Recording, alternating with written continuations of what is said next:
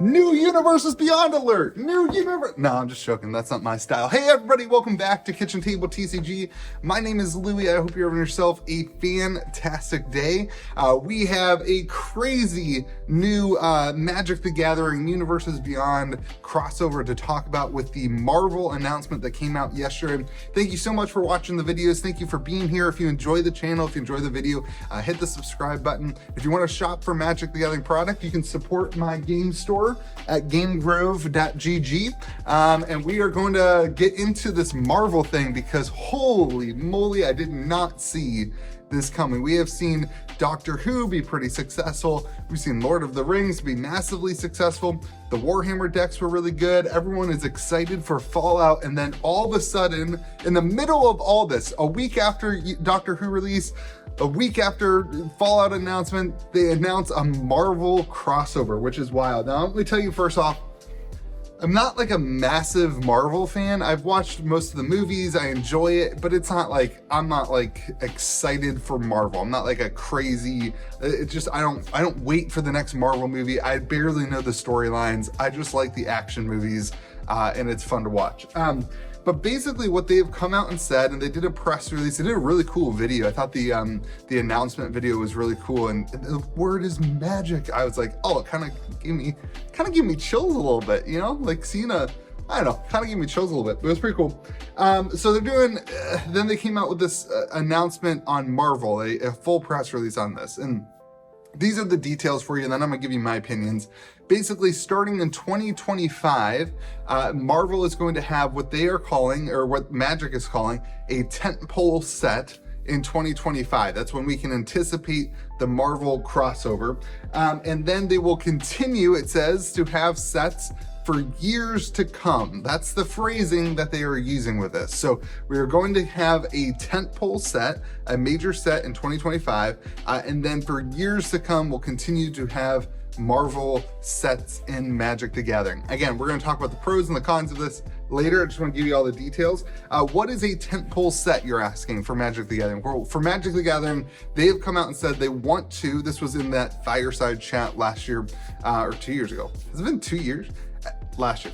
Anyway, the tentpole sets are 6 sets a year, roughly 6 sets a year, of which they expect the entire Magic the Gathering community to kind of rally behind and be involved in. And so then they have these supplemental sets and these different things, like Doctor Who was not a tentpole set, right?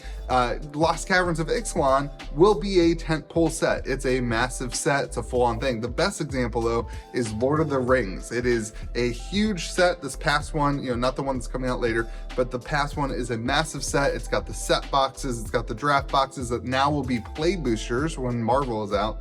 It's got the collector boxes, it's got a commander deck set, and it is a full-fledged release. So that is what you can expect for Magic the Gathering and Universes Beyond and Marvel moving forward. Now, I don't think that that necessarily means that it's going to be a standard set, and I hope that they remove Universes Beyond from standard sets. I hope that that stays sacred, for a better word, for Magic the Gathering to be its own IP, because we haven't seen a standard set interact with Universes Beyond outside of like the special guests. Not that I can think of anyway, because Lord of the Rings was not.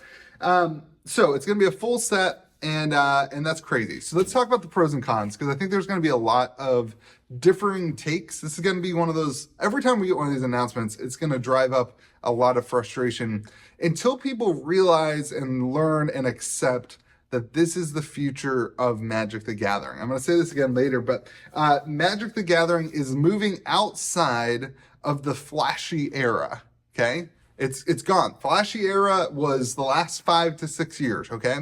We are now in the crossover era, and that will mean some of the flashy stuff will stay, and you know, they'll still have variants and all that stuff, but we are now in what I'm going to go with as the crossover era. This is what Magic the Gathering is going to be moving forward. You're going to see, I've said this on the channel 5 or 6 times, you're going to see more Universes Beyond products. It probably starting in 2025, I guess. You're going to see more Universes Beyond products than non-Universes Beyond products in Magic the Gathering. We are entering this era where they are going to go hard after all these IPs because, frankly, it's massively massively successful for them as a business. Now, I don't know if that's going to be just short-term excitement for them or if this is a real long-term thing, but let's talk about some of the pros of this Marvel thing. Number one, the Marvel audience, it's ridiculously big. It's huge. It's absolutely crazy how wide the Marvel audience has grown. And, for some of us, I remember Marvel being like kind of a nerdy thing way back when in the 90s and the early 2000s. It wasn't like the popular thing, right? But now in 2023 with blockbuster movies and everybody cares about Marvel. It's a very diverse ecosystem in terms of you've got the old people who love the comics and the cartoons and grew up on Saturday morning cartoons like me. And then you have the young people, the college students, even, it's not even, at one point it was just like a nerdy guy thing. And now it's like college girls and high school people, everybody loves Marvel. And so it opens up this world for Magic the Gathering to reach a much wider demographic, a much wider audience. And at the end of the day, whether you like Marvel or not, whether you like Universes Beyond or not, I think that we can all agree, I hope that we can all come to a consensus that the more people playing Magic the Gathering, the better it is for everybody involved in Magic the Gathering. That is the pill that I have swallowed in terms of accepting the Universes Beyond thing. If Universes Beyond is widening the Magic the Gathering community, I believe that is a good thing for Magic the Gathering, that is a net positive, that more and more people are coming into the game. And so when you have a Marvel crossover, or even like Doctor Who did this, and it surprised me. People came into the store who had never played Magic before, who had never been in my shop before, and they asked, hey, do you have any of those Doctor Who decks I saw about? And they started playing Magic. And maybe some of them end up at the LGS, or maybe some of them just hang out at their house and they learn to play Magic with YouTube videos and around the table with their friends. Maybe we never see them come back until the next Doctor Who set. But maybe they end up coming to a Wednesday night Commander game, and they learn and they get involved in the Magic ecosystem and they fall in love with Magic the Gathering as a whole, and that's a huge win. And if 10% or 20% of the people who end up buying the Universes Beyond product end up invested in growing in the Magic the Gathering world, I think that's a massive, massive win for the hobby and for Magic the Gathering. So at the end of the day, this is going to look like what Lord of the Rings looked like. It's going to be hugely successful. It's going to be this huge, big thing where everybody wants the product and are going to the product. Now, I don't know, I'm sure they'll still be doing serialized, but then I'm sure they'll have some hype cycles around what cards to pull. We don't know any of the details like that, but I anticipate that this set is going to be at the level of excitement that the Lord of the Rings set was, if not higher. I don't know the metrics on Marvel versus Lord of the Rings. I would probably argue that in recent time, Marvel has more of a excited fan base than Lord of the Rings, because we haven't seen the movies and that kind of stuff. But I don't know, maybe I'm way off on that. So more players, better. And I think the last thing I want to say about Universes Beyond is there's always somebody who you've been trying to get to play Magic the Gathering, and they say, no, that's not for me. No, that's too hard. That's too difficult. It's too complicated. Well, if that person is a Marvel fan, or if that person is a Doctor Who fan, or if that person is a Fallout fan, it is way easier to get them involved in Magic the Gathering and say, hey, listen, there's a new Fallout deck. Let me tell you something. Like, let me buy it for you. Let me buy one. You can try it out. And it hooks people that we've been asking to play for forever and who never wanted to. I think that's another big win for you and your friends. If you have friends who love Marvel, use this as an opportunity. Don't just be mad that Magic is killing their own IP. We'll talk about that in a second. But don't just be mad about that. Utilize it to help your friends and people get involved in the hobby and be able to share something. I bet you my wife, she kind of likes Marvel a little bit. Like, she likes Marvel way more than she did open Lord of the Rings with me, right? But she likes Marvel. Maybe she'll sit down and play Magic with me. That would be crazy. That would be so much fun, and that would be a huge win. So, the last side of the Marvel thing is that they can just do an absolutely unlimited number of sets with the Marvel crossover. And it seems like from the Marvel standpoint and the Marvel press release that they want more Magic stuff. They want them to continue to do stuff in the future.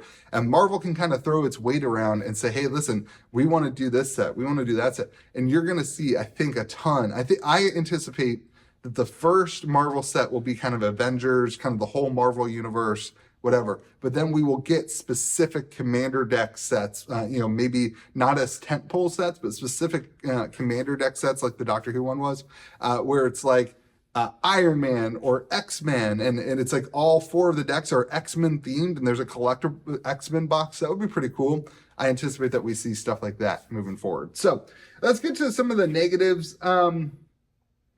I personally, negatives, positives are all opinions. I personally, it takes me out of the game. The Universes Beyond thing makes me less excited. So as a business owner, as a content creator, it makes me less excited to play and invest at Magic the Gathering. It makes me less excited for that. It makes me more excited to be a store owner, to sell product, and to grow a community. From my perspective, this is a huge win for LGSs. It's a huge win for the community of Magic in terms of like growth. But from a personal standpoint, it takes me out of the game, and I don't want to play Magic the Gathering with my, Nicole Bolas fighting, X-Men. Like, it just doesn't make sense to me. So it takes me out of the game, or it removes me from that. And I think that this is, I think we've been tiptoeing a little bit around this idea, but I think this is the nail in the coffin for like Magic IP is not ever coming back.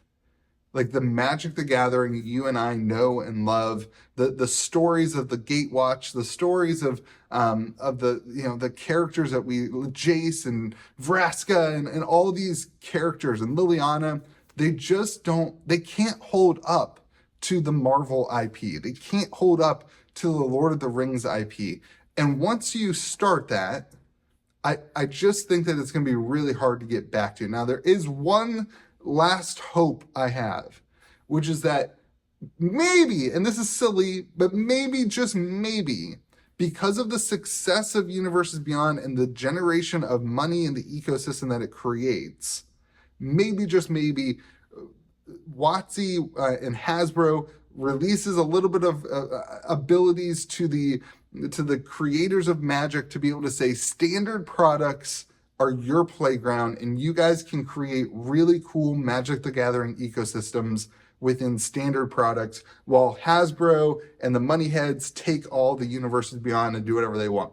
And maybe, just maybe, it allows them to move back to like block formats where we have real stories and real sets that go together in standard. And I think that would be so good, and maybe they can do that. That's my last glimmer of hope. But at the end of the day, it's a long shot, and I think that this is the biggest negative for me, is that this feels like the end of Wizards and Hasbro really caring about their own IP. And now I don't know if this is short term. Like, I don't know if this is a flash in the pan and 5 years from now we're like, oh my gosh, remember how big of a failure Universes Beyond was?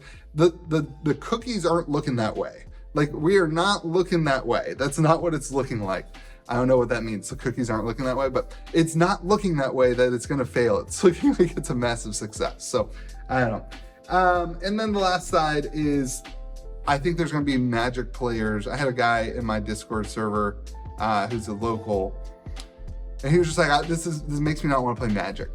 He's been playing for 25 years, 30, since the beginning. He's been playing, I think, 25 years of Magic. And for him, this is going to remove him from the game. And, he is 1 in 10, right? Like, he is maybe 10% of the Magic the Gathering community.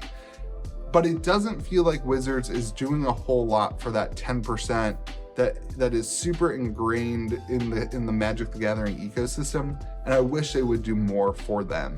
I wish we had a Netflix series. I wish we had an investment in the own IP of Magic, and if they do that, if they can do that and this, I'm okay. But if they just let this whole Magic the Gathering IP fall by the wayside, because it's more efficient to go the other way. I think that's a short-term, I think that's a very short-term and short-visioned. I think long-term investment in your own IP is going to go a long way as well. And I think you can do 2 and 2, but maybe I'm wrong. At the end of the day, do what you enjoy, buy the products that you enjoy. That's what they've told us to do. If you like Magic the Gathering, if you love, I believe this firmly, the thing you like about Magic the Gathering is the gathering part, is getting together with your friends and with your family and at your local game store, that's your community, and getting together and playing the game. Do what you enjoy and buy the stuff that you love, and allow other people to do the same, because there are going to be people who are really excited about Marvel. And listen, you might not be, but somebody else is excited for the hobby, and that's really, really good. And I think at the end of the day, that's a net positive. So anyway, let me know your thoughts about the Marvel stuff in the comment section below. Have yourselves a great day. Be kind to the people around you. If you want to pick up some product, go on over to gamegrove.gg and support the channel. Thank you to all the patrons as well, who allow me to make videos and to do this kind of crazy dream. So have a great day. Be kind to the people around you. See you again next video.